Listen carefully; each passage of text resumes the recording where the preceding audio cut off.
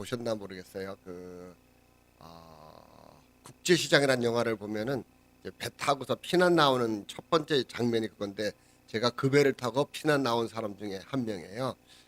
그래서 부산에서 좀 살다가 이제 서울에 와서 살았는데 30살에 하나님이 저희 가정 전부를 미국으로 이민을 가도록 하셔가지고서 애 둘을 데리고 미국으로 이민을 오늘 말씀의 제목처럼 한 번도 가보지 못했던 그 길을 미국으로 갔어요.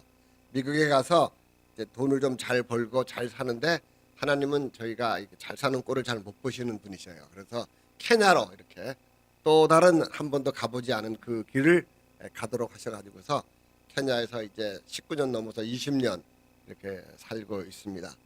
그러면서 늘 생각하는 것이 우리들의 인생의 길은 항상 정말 미지의 세계를 달려가는 그런 나날이 아닌가라는 생각이 듭니다. 오늘 우리가 읽은 이 본문 말씀은 여호수아 1장 2장을 지나서 3장에 있는 말씀인데 하나님께서 이스라엘 백성들을 애굽에서 밖으로 인도를 하셨는데 그 길도 이스라엘 백성들이 한 번도 가보지 못했던 광야의 길을 40년을 가게 하시고 이제 요단강을 건너면은 약속하신 가나안 땅으로 들어가기 바로 직전에 하나님께서 여호수아와 이스라엘 백성들에게 말씀을 주십니다. 그러면서 1장에 보면은 하나님께서 모세가 죽은 후에 지금까지 자기네들을 인도해왔던 정말 위대한 지도자 모세가 죽고 새로운 지도자 여호수아가 하나님께서 여호수아에게 지도권을 주시고 그러면서 그 지금까지 기대해왔던 그 길을 강을 건너서 가나안 땅을 들어가기 바로 직전에 이스라엘 백성들의 마음은 많이 설레기도 했을 것이고 기대감도 있을 것이고 또한 새로운 것에 대한 두려움 그리고 더불어서 새로운 지도자에 대한 두려움도 있을 수 있습니다. 이 사람이 과연 우리를 요단강 건너서 잘 새로운 땅으로 가게 할 것이냐. 하여튼 그런저런 두려움과 기대감이 있는 그 시간에 하나님께서 1장에 보면은 여호수아와 이스라엘 백성들에게 담대하라, 강하라 하고 하는 그 위로의 말씀을 주시는 게 있습니다. 1장 6절을 보면은 강하고 담대하라. 너는 내가 그들의 조상에게 맹세하여 그들에게 주리라 한 이 땅을 백성들에게 차지하게 하라. 그러면서 6절에 이어서 또 7절에도 오직 강하고 극히 담대하여 6절에는 그냥 강하고 담대하라인데 이 두 번째 7절에는 강하고 극히라고 하는 말 하나를 더 집어넣어서 정말 담대하라 하는 말씀을 주십니다. 그 다음에 9절에 보면은 1장 9절에는 내가 내게 명령한 것이 아니냐 강하고 담대하라. 그러니까 계속해서 반복해서 우리들에게 강하고 담대하는 것을 말씀을 하시는 그 이유 중에 하나는 우리가 얼마나 연약한지 그냥 우리가 얼마나 약한지 그러면서 9절에는 이렇게 말씀도 하십니다. 강하고 담대하라. 거기 플러스 두려워하지 말라. 그 다음에 놀라지 말라. 그렇게 말씀을 하십니다. 그 한국말에 두려워하지 말라, 놀라지 말라인데 영어에는 그 do not terrified, 두려워하지 말라는 다음에 do not be discouraged, 낙심하지 말라라는 말을 하십니다. 여러분들은 낙심을 잘 안 하시나요? 저는 케냐에 있으면서도 어디에 있으면서도 가끔씩 저에게 낙심하는 마음이 들기도 하고요. 특별히 이 와이프한테 어떤 잔소리나 이렇게 들으면 낙심이 그렇게 잘 되는지 이게 근데 그래서 이제 저는 이렇게 찬송을 해요. 환난과 핍박 중에도 성도는 신앙 이렇게 막 찬양하면은 저쪽에서는 어떤 찬양이 나오는가 하면은 너 시험을 당해 범죄치 말고 뭐 이런 식으로 저희가 이게 찬양 중에서 그렇게 또 우리의 마음을 털어놓기도 하고 근데 우리는 그렇게 낙심을 잘하고 또 두려워하는 그런 마음들이 있기 때문에 하나님께서 여호수아와 이스라엘 백성들에게 강하고 담대하라. 그렇지만 그 다음에 또 두려워하지도 말고 놀라지도 말아라. 그런데 그렇게 우리가 놀라지 않고 강하게 할 수 있는 그 이유는 뭐냐면은 내가 어디로 가든지 내 하나님 여호와가 너와 함께 하겠다는 말씀을 그냥 또 주시고 또 주시는 말씀이 오늘 여러분들에게도 임하게 될 줄 믿습니다. 하나님께서는 우리들을 너무나도 잘 아세요. 얼마나 약하고 얼마나 낙심을 잘하는지. 그렇기 때문에 강하고 담대하라. 근데 그 중에서 이 7절에 나오는 말씀 중에서 이런 말씀이 이제 영어에는 나옵니다. 너희가 강하고 극히 담대해야 되는데 그 다음에 영어의 어떤 버전에는 that 이라고 하면서 왜 그렇게 해야 되는가 하면은 그러면서 오늘 아까 우리 김 목사님께서 우리 장로님 댁을 찾아가는데 좌로나 우로나 치우치지 말라 그러는데 여기 그 말이 나옵니다. 오직 강하고 극히 담대하여 나의 종 모세가 내게 명한 그 율법을 다 지켜 행하고 우로나 좌로나 치우치지 말라. 이따가 아마 그렇게 오시면 아마 거기 오시는 것 같습니다. 그리하면 내가 어디로 가든지 형통하리라. 하나님께서 형통하다고 하게 한다는 말씀을 주시면서 그냥 내가 뭘 해도 다 형통하겠다는 말씀을 하셨는데 그럼에도 불구하고 우리는 무엇을 해야 되는가 하면은 그 율법의 말씀을 다 지켜 행하고 그 말씀을 항상 우리가 메디테이트 주야로 그 말씀을 묵상한다는 겁니다. 아멘. 이러한 말씀이 우리 입술에 계속 묵상이 되어지면은 그러면은 우리는 좌로나 우로나 치우치지 않을 수가 있습니다. 그냥 주일 하루 예배를 드리고 할렐루야 아멘 하고 집에 갔는데 나는 뭐든지 다 승리했다. 그런 사람은 이 세상에 아무도 없습니다. 여러분 이 세상에 그럴 사람이 아무도 없습니다. 하나님께서 우리들에게 뭐라고 명령하시는가 하면은 내 이 율법 책을 내 입에서 떠나지 말게 하며 주야로 그것을 묵상하며 그 안에 기록된 대로 다 지켜 행하라. 그리하면 네 길이 평탄할 것이며 내가 형통하리라. 내 마음대로 그냥 내가 하고 싶은 대로 말하고 행동하고 다 살았는데 하나님이 나에게 축복을 주셔서 이렇게 잘 왔다. 이런 사람은 아무도 없는 거예요. 하나님의 말씀을 지키고 그 율법대로 행하는 사람들에게 하나님이 형통함을 주신다고 성경은 말하고 있습니다. 그러면서 하나님은 우리들에게 어떨 때는 정말 우리들이 가보지 못한 험한 길로 인도하실 때가 가끔씩 있습니다. 제가 우리 김재현 목사님을 이렇게 뵈면은 미국에서 한국으로 오셔가지고서 얼마나 많은 어려움을 겪으셨겠어요? 저는 김 목사님을 좀 이렇게 김재원 목사님이랑 저랑 몇 년쯤 전인가요? 아마존에 단기 선교를 같이 갔어요. 그때는 총각 되시고 전도사 시절에 저는 안수 집사였는데 미국에서 그렇게 해서 그때에 저에게 하나님께서는 선교사의 사명을 주셨고 그래서 제가 돌아와서 저는 선교사가 됐고 목사님은 그 다음에 안수를 받으시고 개척하시고 그러다가 이까지 이렇게 오셨는데 우리 모든 사람들의 길들을 특별히 우리 두 사람의 길을 이렇게 생각해 보면은 하나님은 우리들이 한 번도 가보지 못했던 그런 길들로 우리들을 인도하셔서 여기까지 온 거예요. 근데 우리가 저 둘만 그렇게 했어요. 여러분들의 모든 삶 가운데서도 여러분들이 어쩌다가 이까지 이렇게 김포까지 오셨는지 잘 모르겠지만 그래도 여러분들의 길들도 하나님이 한 번도 가보지 못했던 길이지만은 그러한 길로 가도록 하셨고 아까 우리 찬송을 하면서 주님이 홀로 가신 그 길을 나도 따라가오. 여러분들 참 용감하게 잘 부르시더라고요. 아버지 나를 보내주어 나는 달려갔겠소. 목숨도 아끼지 않고. 정말 여러분들 그렇게 가실 자신 있으세요? 아멘 하신 분에게 하나님께서 큰 축복이 임하시기 바랍니다. 우리가 그 길을 가겠다고 하는 그런 마음들이 있는데 하나님은 가끔씩 우리들에게 등을 떠밀기도 하시고요. 제 처가 케냐에 처음 갔는데 나이로비 공항에 떡 내렸는데 무슨 생각이 들었는가 하면 하나님께서 내 엉덩이를 뉴욕에서 뻥 차셔갖고서 나이로비에 툭 떨어뜨린 것 같다는 느낌이 들었대요. 우리가 가고 싶었던 길이 아니었는지도 모르지만은 하나님께서 우리들에게 그 길을 그렇게 가도록 만드셨어요.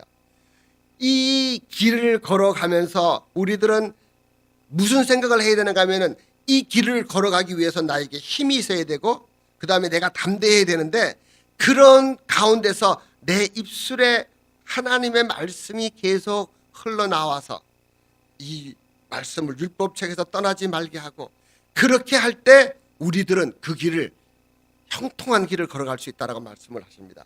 그러면서 오늘 우리가 읽은 이 본문 말씀은 어떤 건가 하면은 이 3장에는 하나님께서 그 길을 건너갈 수 있는 아주 근본적인 프랙티컬한 이 말씀을 주십니다. 너희가 이제 강가에서 서서 강을 건너갈 텐데 강을 건너기 전에 해야 될 일들이 또 하나 있는 게 3장 5절에 이런 말씀을 하십니다. 여호와가 또 백성에게 이르되 너희는 자신을 성결하게 하라. 여호와께서 내일 너희 가운데 기이한 일을 행하시리라. 그 강을 건너기 전에 우리 자신을 성결케 하라고 말씀을 하고 계십니다. 여러분들이 교회에 오셔서 예배를 드리시는데 예배는 사실 교회 오시기 전에 시작이 되는 거죠.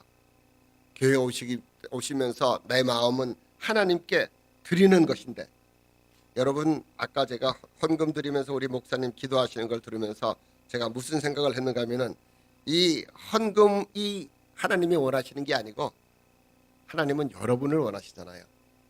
여러분 자신을 원하잖아요.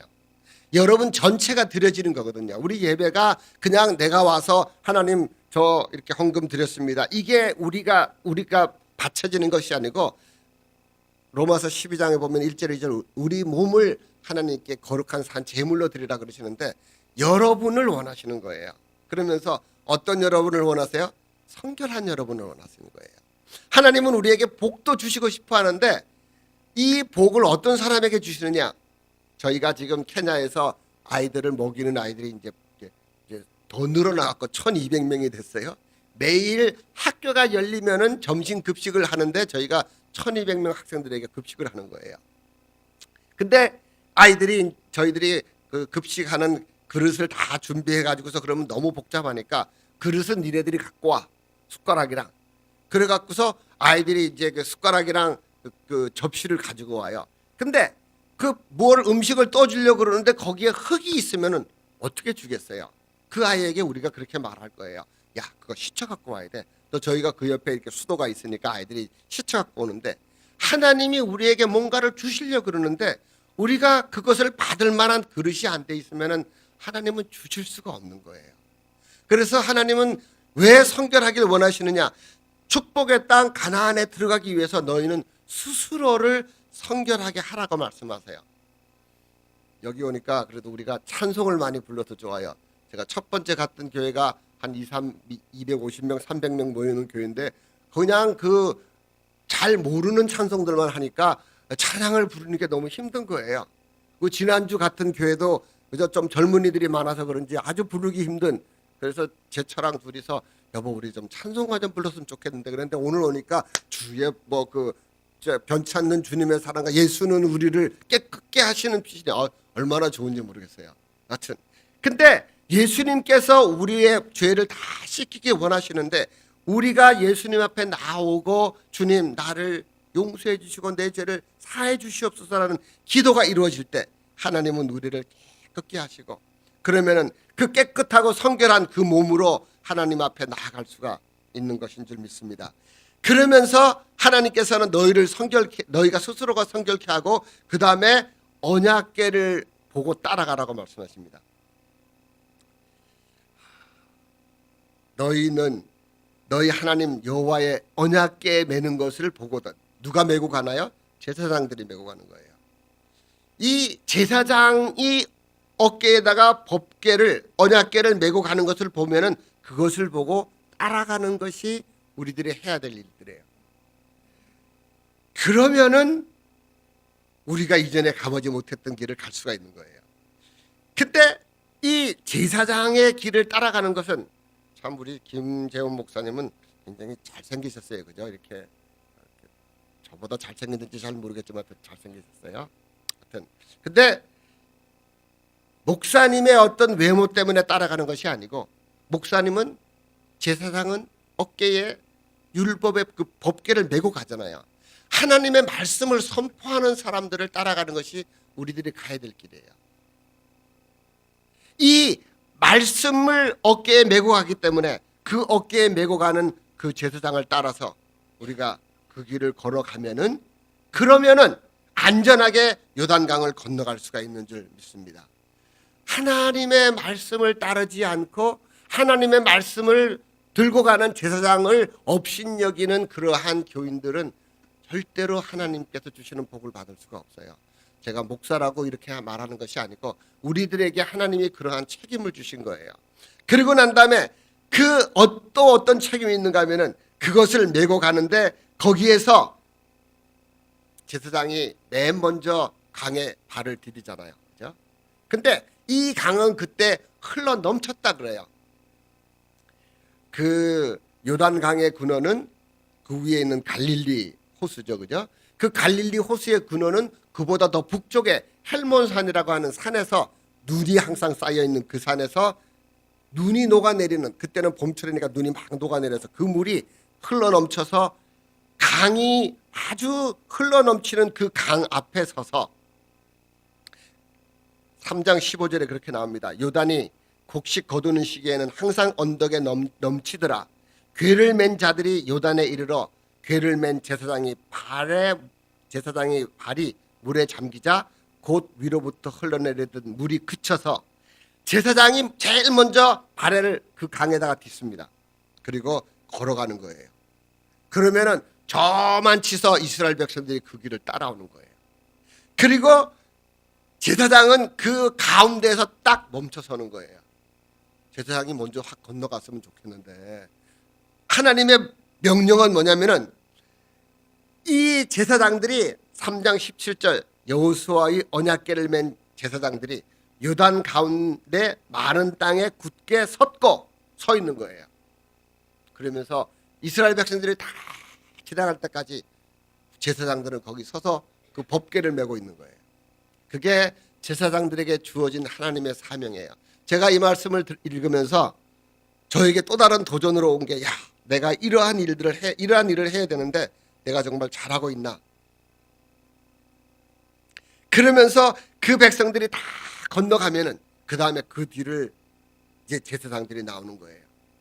그 미국 영화 중에 그 멜 깁슨이라고 하는 주인공이 해병대 그 아주 부대장으로 나오는 영화가 하나 있었어요. 제목은 잘 기억이 안 나는데 이 사람이 이제 떠나면서 이런 얘기를 하는 거예요. 그 부대원들 모아놓고 전쟁터에서 어떤 위험한 전쟁터든지 첫 번째 발을 내딛는 사람은 나일 것이다. 그 다음에 전쟁이 끝나고 떠나면서 맨 마지막에 발을 띄는 사람은 또 나일 것이다. 그러니까 그 부대원들이 얼마나 그 마음에 위로를 얻겠어요. 저 사람은 우리를 지켜주는 사람이다. 여기 성경에 나오는 제사장이 그러한 일들을 하고 있었던 거예요. 그러면서 그러한 제사장의 뒤를 따라가는 사람들에게 하나님께서는 그 길을 안전하게 건너서 그 요단강 뒤편에 있는 가나안 땅에 들어가게 하시는 겁니다. 아까 우리 기도하신 우리 김금률 집사님 1월 달에 어떤 결심을 하셨고, 그죠? 이제 2월 달이 됐는데 우리들의 매일매일은 어떻게 살 것이냐를 다시 한번 결단하는 마음을 달라고 기도하셨는데 참 그 기도가 저희 마음에 많이 와 닿았어요. 여러분들은 우리가 요단강 이편에서 그냥 살 수 있어요. 그냥 그렇게 어제도 그렇게 살았고 지난해도 그렇게 살았고 그렇게 살고 있는 그렇게 삶을 마지막까지 가실 건지, 아니면은 하나님이 우리에게 가라고 하시는 그 새로운 길, 그것이 좀 두려운 길일 수도 있고 그렇지만은 그러한 새로운 믿음의 여정을 한번 떠나갈 것인지 그것은 여러분들이 결정하시는 거예요. 하나님은 분명히 너희가 이전에 한 번도 가보지 못한 길을 가라고 말씀하시는데 그 길을 내가 갈 것이냐 말 것이냐, 한번 여러분 이 시간에 한번 심각하게 한번 고민을 해보시고, 그래 그냥 그렇게 살다가 가는 거야. 뭐 쟤도 저렇게 살고 얘도 그렇게 살잖아. 그냥 뭐 적당히 거짓말도 하고 적당히 속이기도 하고 그러면서 그냥 주일날 교회 와서 예배를 드리면은 또 그냥 마음이 편안하잖아. 그렇게 살아가는 매일매일이 될 것인지, 아니면은 나도 한번 예수를 한번 잘 믿어봐야 되겠다. 내가 이 세상에 살면서 어떻게 살다가 하나님 앞에 가야 될지를 다시 한번 새롭게 한번 결단 한번 해보겠다. 그 이전에 가보지 못했던 그 길이지만은 하나님은 여러분들에게 그 길을 가기를 원하세요. 다니엘이라는 사람이 소위 말하는 금수저를 물고 태어났던 사람이잖아요. 귀족에다가 잘생기기도 했고 총명하기도 하고, 그렇지만 그 사람들을 하나님은 끌어내서 바벨론이라는 곳으로 보내셔갖고서 거기서도 또 좀 괜찮게 살 수 있었어요. 그 왕이나 많은 사람들이 지시하는 대로 그 주는 음식 잘 먹고 공부 잘하고 그랬으면 괜찮은 출세의 길을 거둘 수 있는 건데, 거기에서 과감하게 음식을 못 먹겠다고 그렇게 거부하는 도전을 하잖아요. 우리 믿음의 삶이라는 것은 그러한 도전이 필요한 거예요. 그냥 옆에 있는 사람이 다 먹고 또 멀리 가족에서 멀리 자기는 나라에서 떨어져 왔으니까 부모들도 누구도 보지도 않지만, 그러나 하나님께서 하지 말라 그러면 안 하는 것. 할렐루야. 우리가 어떤 것으로 뭐를 결정해야 되는가 하면 좌로나 우로나 치우치지 않는 뭘로 결정하는가 하면 하나님의 말씀으로 결정하는 거예요. 하나님이 하지 말라 그러면 죽어도 안 하는 거예요. 요셉이 그 보디발의 부인이 아무도 없는 그러한 시간에 유혹을 하는데, 그것을 그렇게 그 유혹에 넘어가서 정말 그렇게 적당하게 살 수도 있었지만은, 내가 어떻게 하나님과 당신 남편 보디발에게 죄를 짓겠습니까? 라고 하는 그러한 용감함, 그러한 담대함이 우리들에게 매일매일을 살아가는 우리들에게 필요한 거예요.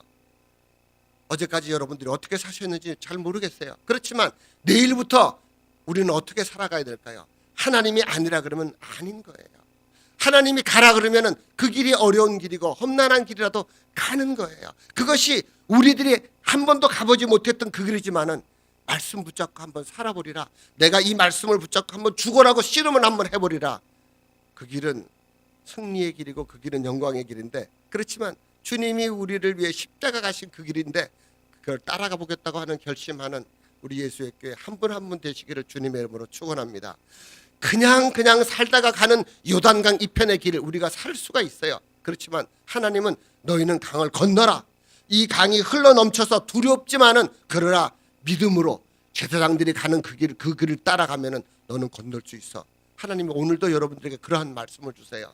그래서 어제의 그러한 삶이 아니라 내가 진정 하나님이 이 길로 가기를 원하시는 그 기쁨의 삶을, 그 감격의 삶을 살면은 하나님은 반드시 여러분들을 도와주세요.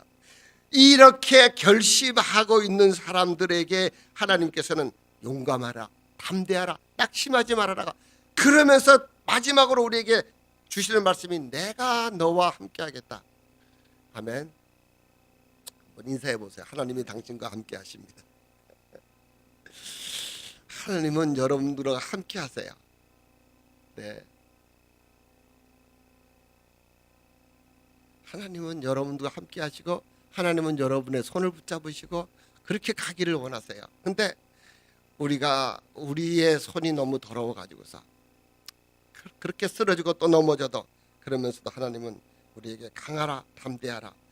이전에 한 번도 가보지 못했던 그 길을 저희는 지금 가고 있는데, 아까 말씀드렸듯이 처음 미국으로 가서 그 다음에 케냐로 가서 이제 또 어디로 가서 살게 될지 모르지만은, 우리 저와 저처의 마음에는 확신이 있는 것이, 하나님이 어떤 길로 가게 하시든지 간에 우리는 그 말씀 붙잡고 좌로나 우로나 치우치지 않고 똑바로 한번 걸어가 보리라. 그러면은 그 길 저편에 우리 주님이 우리를 맞아주실 것이고, 우리가 언젠가 주님 앞에 서야 되잖아요. 제가 케냐에서 떠나기 바로 직전에 91살 먹은 사람 장례식을 갔어요. 그리고 난 다음에 바로 며칠 만에 10살 먹은 아이가, 저희 교회 유년주일학교 학생은 10살 먹은 아이가 죽어가지고서 거기 장례식을 가서 장례를 치렀는데, 그 10살 먹은 아이 집에는 가보니까 제가 한 10여 년 전에 교회를 오픈하자마자 어떤 분 한 분을 장례를 지내는데 그분의 손녀딸이더라고요, 얘는요. 그래서 그 장례를 가서 제가 무슨 생각이 들었는가 하면은, 뭐 여러분은 다 아시는 얘기죠. 오는 거는 순서가 있지만 가는 거는 순서가 없더라. 우리가 언제 어떻게 갈지 모르지만은 누군가가 다 저 관 속에 들어가야 되는 거는 사실인데, 그러면 하나님 앞에 우리가 서야 될 텐데, 하나님께서 나에게 너 돈 얼마 벌다 왔냐 그런 거 물어보시지 않잖아요. 뭐 내가 공부를 얼마나 잘했냐 그게 아니고, 네가 얼마나 나의 말씀을 순종하는 삶을 살았느냐, 네가 정말 좌로나 우로나 치우치지 않고 말씀을 붙잡고 씨름을 얼마나 했느냐. 씨름하지 않으면 여러분 말씀 못 지켜요. 아까 1장에 나오는 그 말씀 중에서 네 강하고 담대하라, 극히 강하고 담대하라는 말씀 중에서 그러야만이 내가 이 율법을 지킬 수 있다는 거예요. 그 강하고 담대하면서 씨름을 하는 그러한 하루하루를 사는 여러분 되기를 주님의 이름으로 축원합니다. 예수께 오니까 참 좋아요. 지난번보다 성도님들도 더 많아지시고 또 찬양하시는 분들도 열심히시고 또 이렇게 반주하시는 분도 생기시고, 근데 이렇게 사람의 수가 많아지는 것만큼 우리의 신앙도 더 자라야 되고 우리가 더욱더 하나님 앞에 가까이 가려고 하는 그 믿음의 그 인내함이 그것이 필요하고, 그래서 외형이 중요한 것은 절대로 아니죠. 나의 모습이 하나님 앞에 온전한 것이 되고 하나님께서 나를 보시면서 네가 정말 나를 위해서 죽도록 충성했구나. 어떤 선교사님이 저희 뉴욕에 와서 간증하시는 걸 들었어요. 그 선교사님이 아버지가 선교사님이셨는데 7살 때 이 아이가 죽어가는 거예요. 죽어가는데 이 아이가 그 죽어가는 모습을 얘기를 듣고 이웃에 있는 다른 선교사님이 오셔가지고서 그거를 보더니만 이렇게 말씀하시는 거예요. 아니, 이 애가 여기 있으면 죽는다고. 이 병은 환경 때문에 오는 병인데 좀 높은 데 가가지고서 아이가 있으면 산다고. 그러면서 어떤 학교를 소개를 해주더래요. 기숙 학교인데. 그래서 그 부모님들이 그 아이를 데리고 차를 몰고 이제 글로 간 거예요. 가가지고서 어머니는 안에 차마 들어갈 수도 없고 아버지가 그 애를 데리고 들어가 갖고서 수속을 다 마치고 이제 나오는데 이 아이가 7살 먹은 아이가 어떻게 했어요? 막 우는 거예요. 아버지 여기다 나를 버리고 가면 어떻게, 막 발버둥을 치니까 그 선생이 걔를 붙잡고 이 아버지는 걸어 나오면서 그 문 앞까지 왔는데 애가 어떻게 그 선생님을 뿌리쳤는지 달려나와갖고 아버지 다리를 붙잡는 거예요. 아버지 가지마, 나 여기 있으면 죽을 것 같은데 왜 여기다 나를 놓고 가. 그러니까 바로 선생이 쫓아와서 걔를 안고 이제 가는데 애는 뭐 발버둥을 치지 않겠어요? 그거를 보면서 이 아버지가 밖에 나와갖고서 하나님 앞에, 하나님 나 집에 갈래요. 내가 여기서 우리 아들 여기서 있다가 죽으면 어떡해. 나 얘를 데리고 나 집에 갈 거예요. 하고서 바위에 앉아서 막 울고 있는데 하나님이 그러시더래요. 얘야, 나는 내 아들을 네게 줬잖아. 너는 네 아들을 내게 줄 수 없겠니? 그 얘기를 들으면서 그렇구나. 그러고서 차를 타고 사모님이랑 돌아왔는데 아이가 그래도 잘 살아서 20년이 지났어요. 20년이 지났는데 이 아버지가 어느 날 어느 교회에서 설교를 하면서 그때 20년 전 얘기를 하셨대요. 내가 사실은 아들을 그러한 하나님의 음성 때문에 내가 거기 놓고 왔다고. 근데 그 아들이 거기서 그 얘기를 들은 거예요. 아버지를 20년 동안 아버지는 나쁜 아버지라고 욕을 했던 아들이 그 얘기를 듣고서 선교사가 된 거예요. 그래 갖고서 그 저희가 있던 교회에 와서 간증하는 걸 들었어요.